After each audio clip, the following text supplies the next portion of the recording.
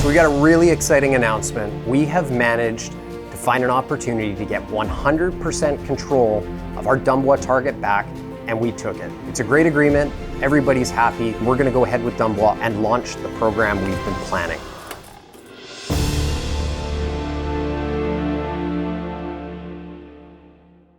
This is huge news. Midnight Sun have somehow found a way to get out of their arrangement with Cobalt and take back full control of their immense copper exploration project.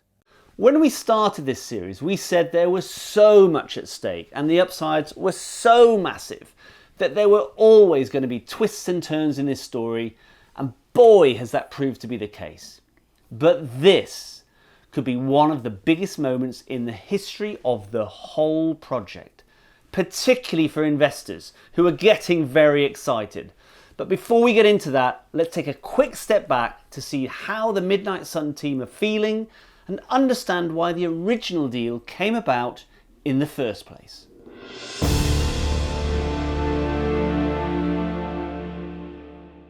One of the difficulties for a junior explorer like ourselves is that when you're moving a project forward, particularly a project that has the kind of size and scale and general landmass that a project like our Solwezi project has, is that it's expensive. It's capital intensive. You have to do a lot of work. It can take a long time. And so you end up in arrangements like we had with Cobalt, earn-in agreements, agreements that give away portions of your project early on. This was at a time when markets were tough, copper prices were low. We had been at this for 10 years. We needed a catalyst. We needed something to get this off the ground, get this project moving, and get the eyeballs on this thing that we needed. And it served its purpose. But the reality is, at the end of the day, we need to be driving this project forward. It's funny, isn't it, how you just need one first mover, one partner to show interest in what you're doing, and suddenly everyone wants to know about it. Fortunes can be changed and can be made on the back of one deal. And that's exactly what happened to Midnight Sun last year, when they went from being unheard of to becoming the new darlings of the copper exploration industry. It's that newfound profile and that momentum that has got Midnight Sun to the position they're in today, where they can take back control of their own future. Here's how it played out.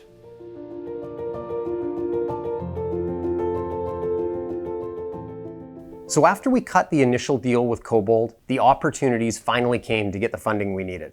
We launched a $3.3 million financing in spring of last year. We went to market, and at the end of the spring, in May of 2024, we ended up raising $10 million. Between now and then, we've had warrants exercised. Despite all the work we've done at Kaziba and the discoveries we made this year, all the field work that we did, we're still sitting at $10 million today. And we're ready to go and spend that money and put the proper budget into Dumbwa that we need to. It's clear that financing is no longer holding Midnight Sun back. But what's important is that you have the right kind of financing in place. Otherwise, in the chase to get money now, you end up losing out later. And that is exactly why it was so important for Midnight Sun to review their situation and make changes now before the drilling starts.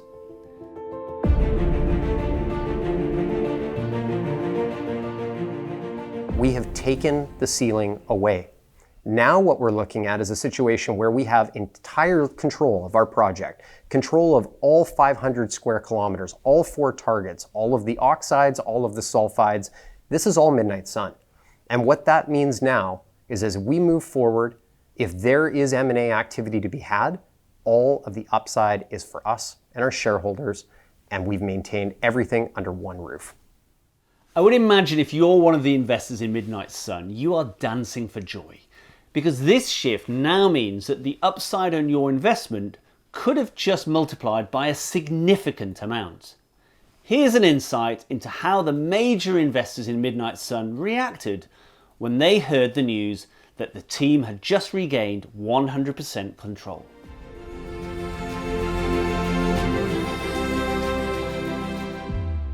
We got the news out. We told the world that we have taken Dumbwa back. I talked to all of those investors, all of those shareholders and stakeholders, explained to them what our next steps are, explain what this means, and let them know just how positive a development this actually is.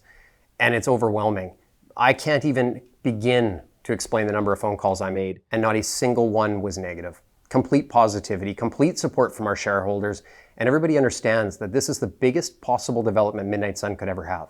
To own the entire project and control our own destiny, it doesn't get any better than that. Now, if you're going to retake control of a huge project like this, you have to be pretty damn confident about how things are going to play out. And a lot of that is going to come down to the experience and expertise of the geologists heading the project. And in Midnight Sun's case, that's the legendary Dr. Kevin Bonnell, who is one of the most successful geologists in the industry.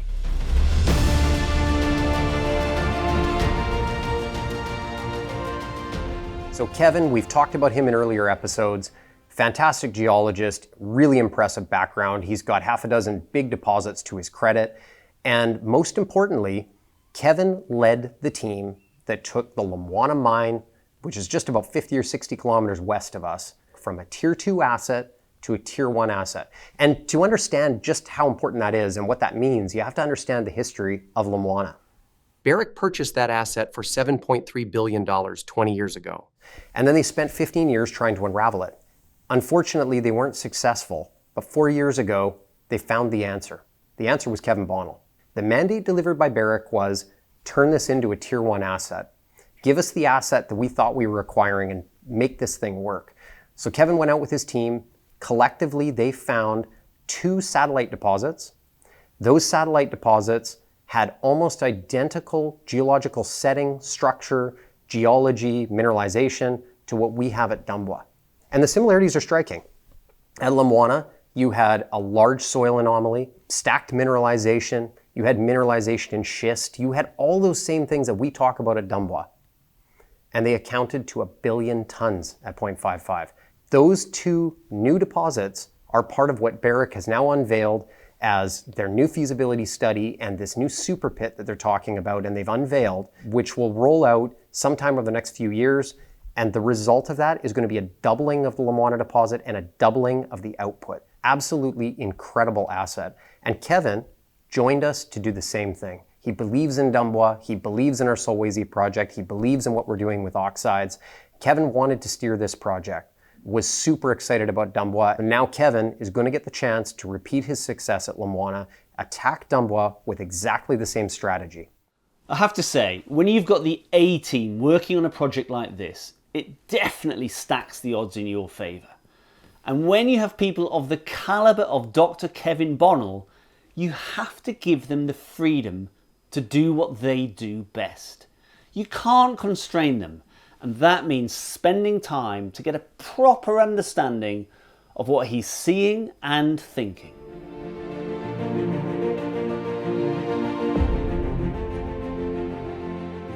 When you're looking at what we're doing, this tells the story. This is what Kevin wants to say to the world, and this is what Kevin thinks of Dumbwa. This is Kevin's quote from our news release. The Dumbwa target is a near-surface, low-strip, huge-scale exploration opportunity with very similar geology and mineralization to Lumwana. I could not be more delighted to see Midnight Sun regain 100% control over the asset and to have the opportunity to personally steer the team toward a new and major discovery on the project. This is as good as a target gets in the Zambian copper belt. Over my decades of experience in the belt, ideal targets that have turned into mines featured key characteristics such as a strong geological team in place, a large coherent soil anomaly that is consistent with the right geology, bedrock exposure close to or at surface, and biological anomalies such as copper clearings. Dumbwa has all of these criteria in abundance. When someone like Kevin Bonnell tells you this, says this about your project, it's almost overwhelming. It's incredible to have that kind of endorsement and somebody like this running your project. Just incredible. Incredible indeed. That is one hell of an endorsement from someone who really does know what he's talking about. So yes, this has been a huge moment for Midnight Sun, and not just because of the new financial upsides for investors, but also because of what happens next. So now that we have Dumbwa back under our control, now we get to plan out the next steps. And it doesn't take a whole lot of planning. We've been planning this for a year. We've been thinking about what we wanted to do. Kevin's been looking at these targets. He's been looking at Kaziba. He's been looking at Me Too. He's been looking at Dumbwa since before he came on board. So we know what the plan of attack is. Kevin also has his plan from Lumwana. He knows what he did before, and this requires the exact same attack plan, the exact same approach. So now we do what we've been talking about. We put our money where our mouth is, we have the funding, and we go out and do the work.